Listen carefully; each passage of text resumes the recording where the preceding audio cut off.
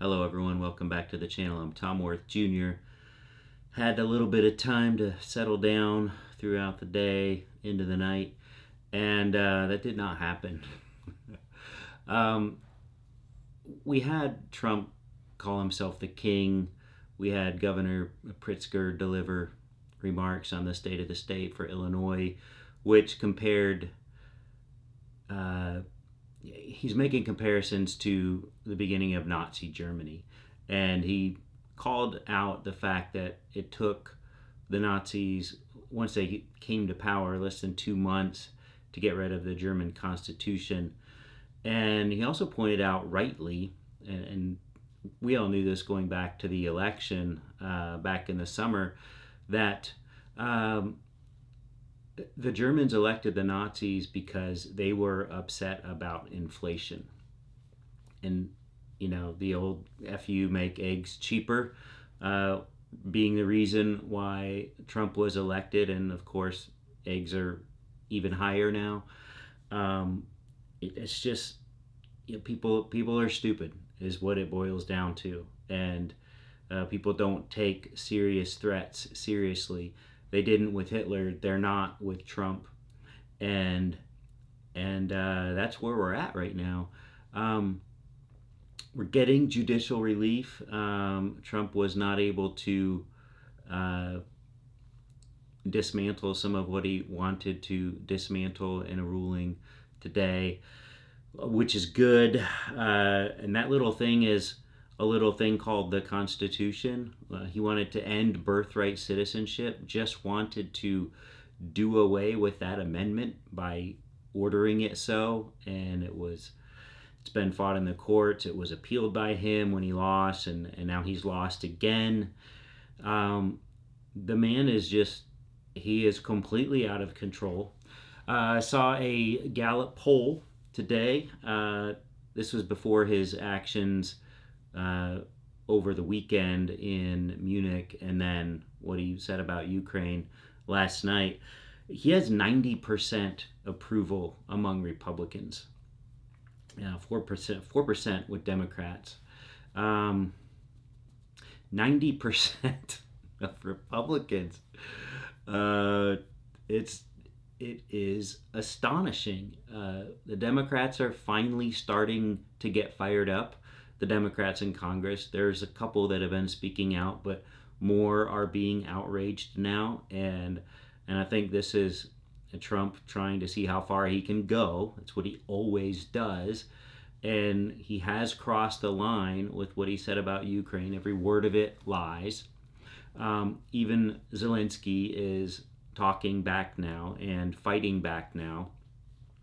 Even Olaf Scholz, the outgoing prime minister in Germany, uh, had uh, smart things to say about Trump. And it's I don't know. He's pushing and pushing and pushing. For his part, Putin is saying, "Whoa, I think we have some. We're trying to get some meetings together, Trump and I."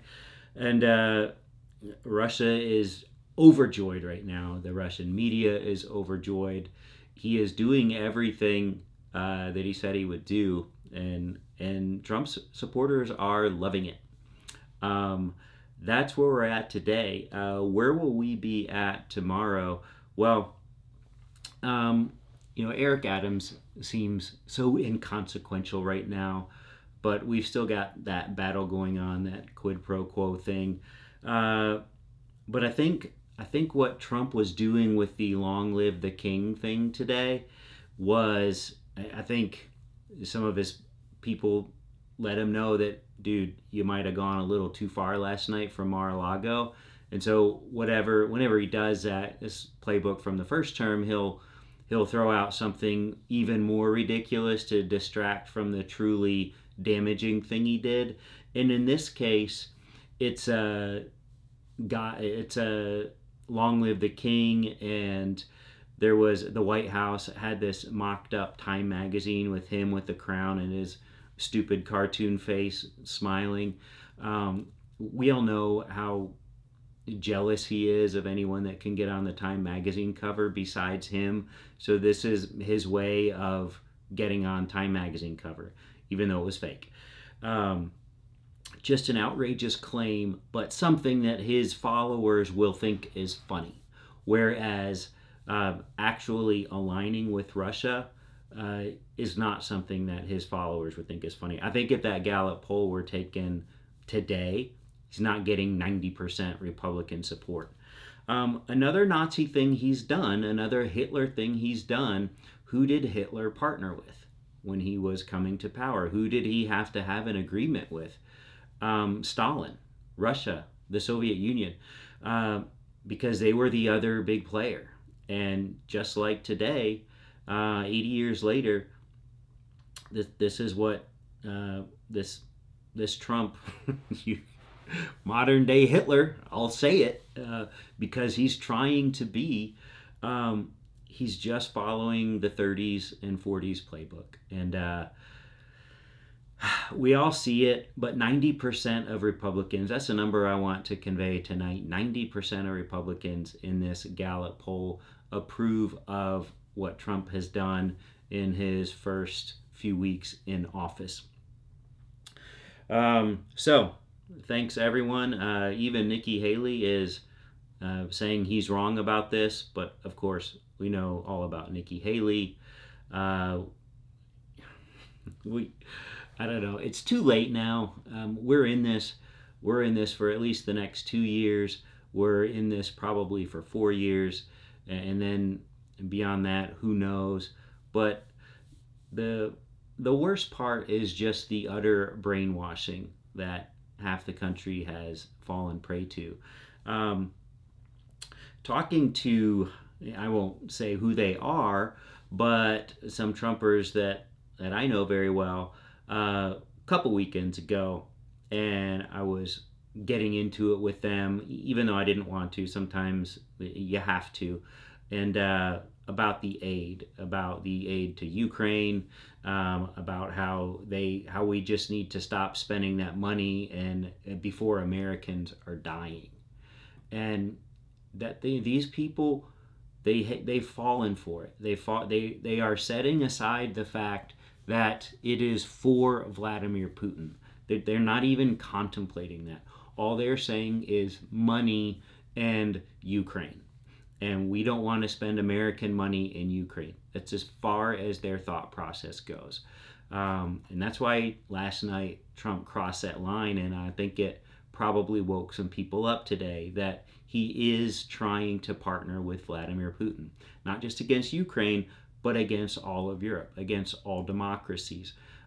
This is why Hitler had to partner with Stalin. No democracy would partner with him. He had to partner with Mussolini, another fascist, and then Stalin, a communist dictator.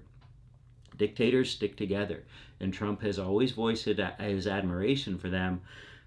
Still not hearing anything from Xi Jinping. He is laying low. He's just winning. He's winning, winning, winning. His own country is taking a step back economically, but on the world stage, he is doing nothing but winning, and is just a smart guy who thinks ahead. Complete opposite of Trump. I I hesitated to come on again tonight because I like to kind of give a dose of. I don't like to do two pessimistic things in one day. That's exactly what I've done here. I just think last night was so huge, such a turning point, such a pivotal moment in all of this, and I think it's going to continue to unfold. We shall see. Thankfully, we have people like Governor Pritzker who are calling it out, and there's a few more, and we just need more of those to start chiming in loudly. That's it for tonight, and we will talk tomorrow. Bye bye.